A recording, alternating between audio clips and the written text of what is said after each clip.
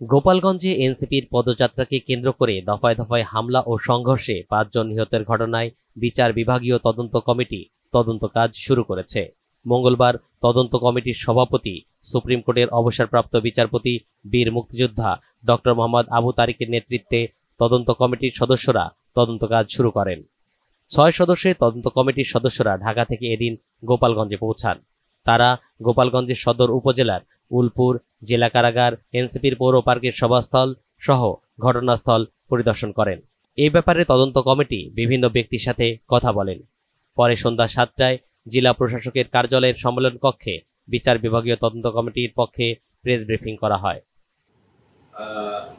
এবং ভবিষ্যতে যাতে এই ধরনের ঘটনা পুনরাবৃত্তি না হয় সে ধরনের সুপারিশ আমাদের সরকারের কাছে করতে হবে। যেহেতু বিষয়টা তদন্তাধীন এবং আমাদের তদন্ত কাজ শেষ হয়নি, আমরা প্রাথমিক বক্তব্য সবার নিয়েছি।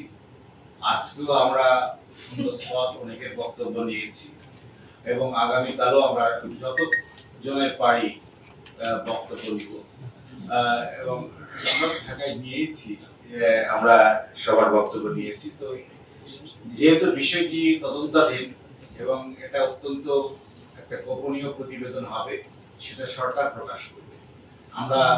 আমরা কি পাচ্ছি কি পাইনি সে বিষয়ে কোনো মন্তব্য এই মুহূর্তে করতে আমরা অপারগ। এই জন্য তবে আপনারা যে এসেছেন, কষ্ট করে আমাদের কথা শুনেছেন, আপনারা ইচ্ছা করলে আমাদেরকে কিছু তথ্য দিয়ে, আলামত দিয়ে আপনাদের প্রিন্ট মিডিয়া এবং ইলেকট্রনিক মিডিয়া থেকে আমরা অনেক তথ্য পেয়েছি। এই জন্য আপনাদের প্রতি কৃতজ্ঞতা জানাচ্ছি এবং আরো যদি আমাদেরকে তথ্য দিয়ে, আমরা আগামীকাল আছি সারাদিন, আপনারা যদি আমাদেরকে তথ্য দিয়ে একটু সহযোগিতা করেন, তাহলে আমরা যে রিপোর্টটা দাখিল করব সেটা আরো ভালো হবে।